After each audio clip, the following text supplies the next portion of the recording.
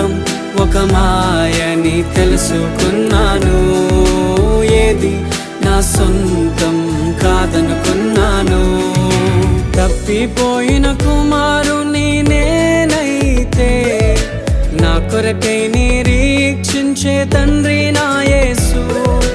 తప్పిపోయిన కుమారుని నేనైతే నా కొరకై నిరీక్షించే తండ్రి